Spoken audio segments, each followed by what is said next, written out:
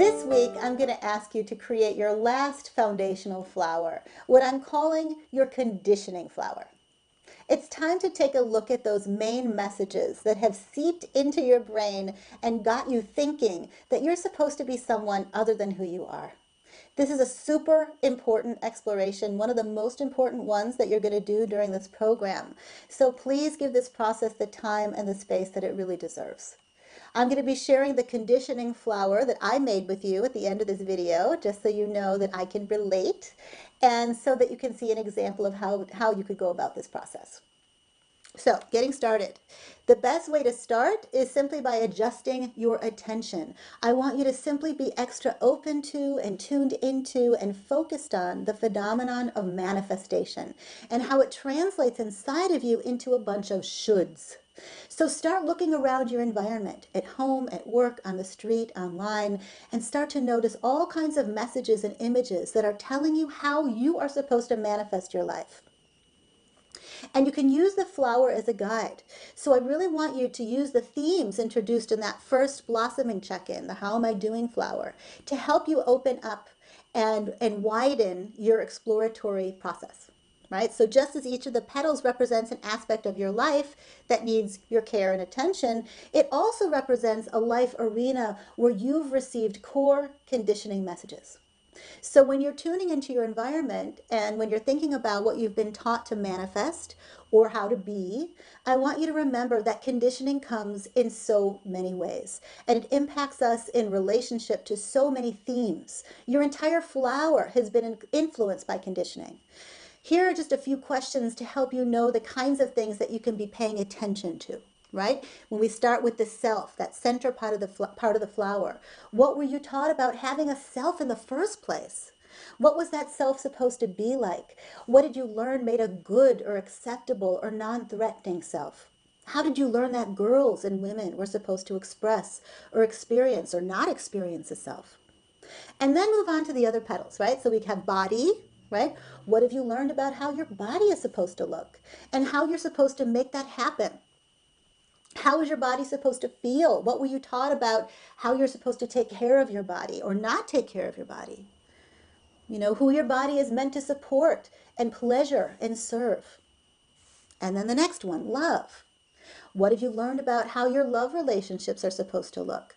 Whether it's your friends, your family, social community, or the planet as a whole. And how you're supposed to behave and feel in order to secure those kinds of relationships. Then we have your significant other petal. And I want you to pay attention to the messages that you receive about romantic relationship, marriage, and sexuality. What is the world, what has the world told you that you're supposed to manifest in that arena? What's considered okay and what isn't? Who's supposed to be the ideal partner for you and who isn't? What kind of a woman are you supposed to be in order to attract a worthy partner? What do you imagine the outer world says or thinks about you if you're not in a partnership? So now we move to the spirit petal. And what about spiritual messages, right? So what have you learned about spirituality? Are you supposed to be spiritual? Or is it a taboo or something to laugh at? Were you supposed to embrace a very particular religion or be an atheist? To have a regular practice or many? What does spirituality even mean to you? What's a spiritual life supposed to look like? What and who have contributed to the current definition that you have for spirituality? And now we move on to the success petal in terms of your conditioning. What about the success messages that you've received? What have you learned about success and what that looks like? What do you have to do in order to consider yourself a success? How much do you have to create or produce or earn? How many people have to know who you are? Who has to see you as a success for it to really count? As a woman, how are you supposed to handle success? Are you allowed to be successful? Are you allowed to want to be successful? Are you allowed to know that you already are successful? And then we come to the organization petal. What are the messages that you received about organization? What should your life look like? How organized should you be? What should your drawers and your closets look like? How orderly are you supposed to be on your computer screen? How disciplined should you be when it comes to your calendar, your exercise routine, your domestic tasks, your communications, your social life? You get the idea, right? What did you learn about being a good girl or a woman and being messy or disorganized? And now lastly, the mission petal. I really want you to pay attention to the messages that you've received about your mission. What kind of a life mission have you learned is a respectable and worthy one? How big does it have to be? How small and invisible does it have to be? Who does it have to serve? How must it get expressed? Who's invested in it? Whose expectations does it need to fulfill? So we're receiving these kinds of messages all of the time as we move throughout our days. And we also carry around with us all kinds of messages that we received a long time ago. So as you're just kind of browsing through the world for its messages, I want you to start gathering too. It's a gathering process to start making this exploration concrete. So again, don't worry about organizing anything at first. Just find a place in your house, in your home, your apartment, where you can put a bunch of stuff in one big bunch, right? So either it's a journal, in a box, or a bag. That's just totally fine. So now, like if you hear something that somebody says, you just jot it down in your journal under the conditioning flower page. Or if you see something on TV or an ad with a particular phrase, just jot it down. Start picking up magazines, ripping out images or phrases that strike a conditioning chord. For example, the Nike commercial that says, just do it, or better to look good than to feel good, or stand out, be special, right? Those kinds of messages. And after a chat with one of your parents or a sibling or someone who's been a big influence in your life, write down something that they said that really struck you or hurt or made you doubt yourself, or remember a message that you heard over and over again when you were little.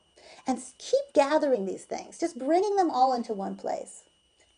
And remember that this isn't just about noticing the more obvious and conventional messages that you've received and are still receiving. It's also about noticing the messages that you may be receiving from the more alternative world, from the more hip world, or the green world, or the health conscious world, or spiritual sources. As long as a message is being experienced by you as a pressure or a should, or making you doubt yourself and question yourself or feel bad about who you are in some way, chances are it belongs in this exploration. Once you have a bunch of concretized conditioning messages all in one place, it's time to make your flower. So start by making the outline of your flower and then write down the categories for each of the petals so you know what to put where. Remember, there's the self in the middle, and then there's the body, love, other as in significant other, spirit, success, organization, and mission. And if you added a petal or used different categories, just feel free to incorporate them into the process. Once you've got everything labeled, I want you to start moving things around and find the words and the phrases and images and objects that you gathered and start placing them in different parts of the flower according to what feels most right. So I'd like to show you how I did mine, just to give you a little inspiration. But remember, you don't have to do this the same way that I did it. It's just one way. And if you notice yourself thinking that you have to do it the way that I do it, then you're already having a wonderful opportunity to watch these conditioning gremlins in action. It's wonderful. So as you go, notice which petals are super easy to find images for. I was amazed at how much conditioning that I've received in the body petal, and how impossible and contradictory they were. And also notice which magazines, if you're collaging, tend to really get to you, where those sore places are. When you're done, please come back to reflect upon your experience and talk about it with a friend. If you're doing this program with somebody else or a group, then let this lead to a really juicy conversation. There's an exploratory PDF file here too to help you reflect upon your experience, which is full of questions that could be really interesting for you to answer.